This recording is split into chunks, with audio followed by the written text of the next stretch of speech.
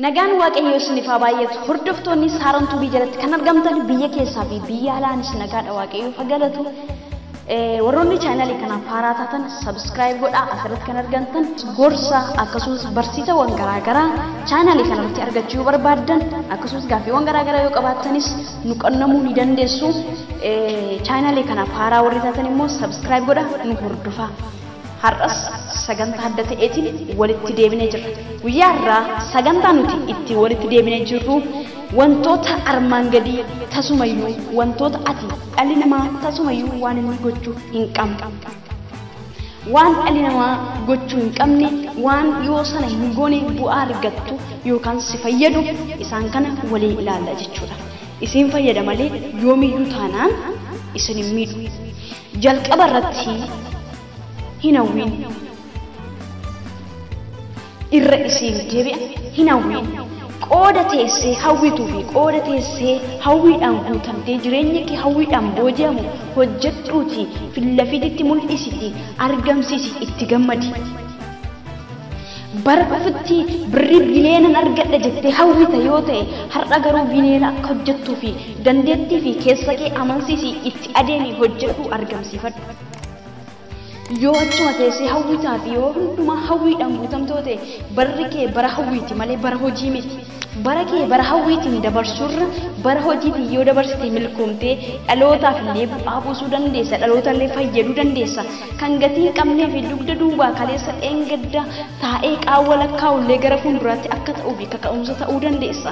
Kanaafuu yaa obboleessa koo gonkumaayyuu hin hawwin. Qooda hawwiidhaan bara kee dabarsituu fi qooda hawwitu hojiidhaan bara kee dabarsi hojiidhaan argisiisi. Hawwiin si kuffisa, hawwiin si cabsa akka Addaamiif Hewaan illee dugda duubatti si gateetu qullaa si dhaabee sitti kofalchiisa.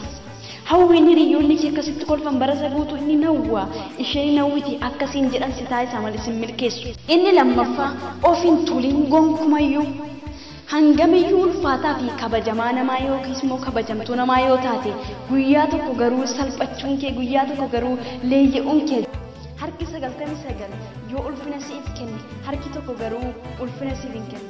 Ati garuu yeroo hundumaa ofiin tuliin gaafa hundumaa xinnaas ta'e guddaa beekaa wallaalaa biratti gaafa argamtus ta'e gaafa haasoftu hojii kee kam keessattuyyuu of tolummaa waan tokkollee sirraan dhaga'amin. Of ta'ummaa kee, of taatee fi eenyummaa kee fi eenyummaa keetiin jiraachuu fi eenyummaa kee haasa'achuu fi eenyummaa calaqqeen eenyummaa kee sirraa calaqqisuu akkasumas immoo dhaloota waan bu'aa buusu malee of tulummaan bu'aa buusu. Of tulummaan hangafa diina kufaatii dursee jirudha. Of tulummaa yookiis immoo of tulummaa dursa kan jiru hangafa kufaatii kee dursee jirudha. Hangafti kufaatii dursee jiru of tulummaadha. Maaliif sababiin isaa seexanni kaleessa of tuule erga of tuulee kufe hangafti kufaatii kee fi hangafti salphina kee dursee kan jiru yoo ati levelii ofii ilaaltee of tuulaa deemtoo ta'e kufuun kee salphaadha. Lafiitii kee bira wanta xiqqoo yookiis immoo taakkoo hamtuu tokkotu jira.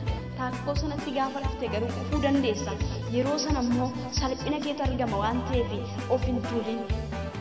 Tarii bareedina qabaattee, tarii simboo qabaattee, tarii baay'ee miidhagdee abbaa qabeenyaa yookiin immoo haadha qabeenyaa taate of tuuluu dandeessa. Wantoota addunyaa kanarratti argamtu qaama keerra wanta jiru kamiyyuu yoo ta'e waan battala libsu ijaatti jijjiiramuu danda'udha. Of hin tuulin. Isa bareedus isa fokkisu qabeenya qabu san qabnes yoo argite qixa ija tokkootiin ilaali, ija tokkootis madaali. Sababiin isaayyuu hangafti kufaatii dursee jiru of tuulummaadha yookiis immoo of tuuluudha. Qarshii hin jaallatin. Qarshiin hin dubbatu. Qarshiin afaan hin qabu. Qarshiin harka hin qabu. Qarshiin garuu lubbuu balleessa. Qarshiin soba dhugaa fakkeessa. Dhugaa garuu soba fakkeessa. Qarshiin garuu afaan hin qabu. Qarshii jaallatte yoo taate salphaatti obboleessa kee gurgurta, salphaatti abbaa manaa kee gurgurta, salphaatti jaalallee kee gurgurta, salphaatti haadha manaa kee gurgurta, salphaatti ijoollee kee gurgurta, salphaatti biyya kee gurgurta, salphaatti hayyoota gurgurta, salphaatti eenyummaa kee gurgurta, salphaatti namummaa kee gurgurta, salphaatti of gurgurta. Qarshii jaallatte yoo taate salphaatti waa tokko gochuu dandeessa. salphaatti nafsi gadaay yookiis immoo lubbu ajjeesaa yookiin ajjeeftuu taata. Sababiin isaa qarshiin dubbatu garuu lubbuu balleessa. Qarshiin dubbatu garuu dhugaa fuudhee soba godha, soba immoo dhugaa godha. Kanaafiyyuu qarshii nama jaallatu fi qarshii nama irraa hin ta'in obboleessa koo obboleettii koo qarshiin gaafa rakkattee fi kafana si bituu danda'a gaafa qullaa deemte malee gaafa tikufti ol si kaasuu hin danda'u. Humnaa fi paaworii kan qabu nama. Kanaafiyyuu nama qarshii jaallatu hin ta'in. Qarshii jaallachuun si salphisa, qarshii jaallachuun si balleessa, nama sirraa adda kuta, firooma namarraa dhabda, haadha kee fi abbaa kee biraa jibbamuu argatta. Qarshiin kan isheen nama gootu waan hedduu nama gooti. Fira nama jibbisiisti, nama jaallatan dabarsitee nama laachifti, nama qarshii jaallatu tasumaan ta'in, nama jaallatu fi nama eenyummaa isaa jaallatu fi nama waaqaan jaallatu ta'e. Kun qofti gahaadha. Hiriyyaa gadhee tasumaa hin qabaatin.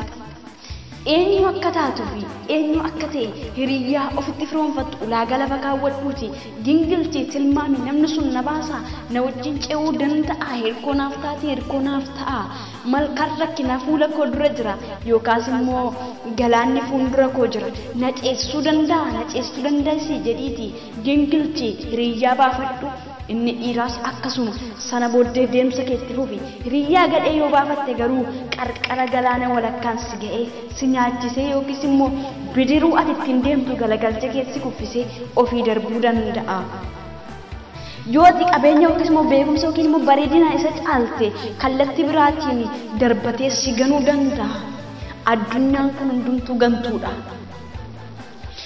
Nama kamtu hangam yoo si jaallate addunyaan gantuu waan ta'eef salphaatti namni ati jaallattu si gana. Kan si gannee fi amanamaan Rabbi qofa. Hiriyyaa gadhee garuu hin qabaatin. Nama kamiyyuu hin jibbin. Nama eenyummaa isaaf jaallattu garuu gonkumaan amanin. Haadha kee haa ta'u abbaa kee obboleessa kee haa ta'u jaalallee kee dhala kee haa taatu. Yookiis immoo abbaa manaa kee tasumaan amanin garuu jaallattu. Jaalalli ati jaallattu jaalala gosa hedduudha. Garuu nama kamiyyuu namummaa isaatiif jaallattu. Namnichi akkuma kee dhalate namni kamiyyuu akkuma keeti. Nama namummaa isaaf jaalladhu. Nama namummaa isaaf kabaji. Nama kan namummaa isaatiif ilaalcha sirrii qabaadhu. Namni nama tuffatu cubbamaadha. Kanaafuu nama gonkumaa hin tuffatin jaalladhu. Xiiqiin qabatin. Ofittummaa hin jaallatin.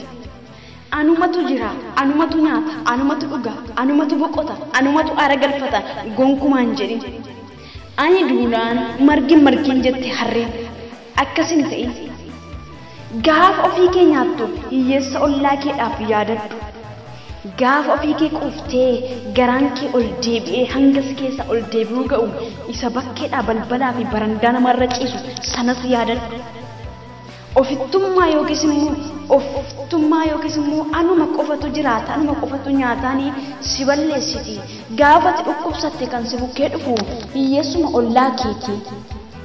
Hiriyyaa makaleessaati ana qofatu qaba ana qofatu bareedaadha ana qofatu abbaa qabeenyaati abbaa birriiti abbaa bileenaati anuma qofatu dandeetti qaba kanuma ittiin jettee itti boontuu fi anumaaf haa ta'u hundumtuu anaaf haa ta'u isa jetteetu gaafa kuftuu fi gaafa dhukkubsattu dhufee lafaa ol si kaasa.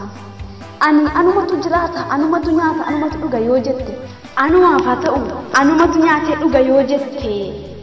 Gaaf tokko bookeen buusaa yoo sammuu si galte eenyu baatee gassi geessa har'oo haa ta'u har'oo anumaaf haa ta'u itti natti hiisitti guurtes innati garaatti nattes faayidaa siif hin qabu.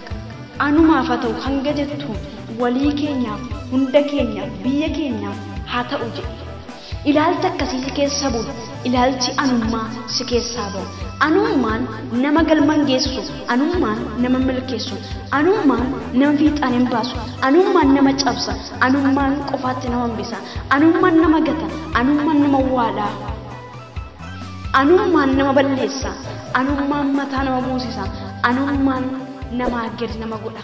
Kanaafiyyuu anumaaf haa ta'u anatu nyaata anatu dhuga anaaf haa ta'u wanti hundumtuu jettee gaafa hundumaa sammuu keetti meeshaalee gochaanis hin agarsiisin wal qixxeesse ilaalcha sirrii qalbii sirrii qabaadhu.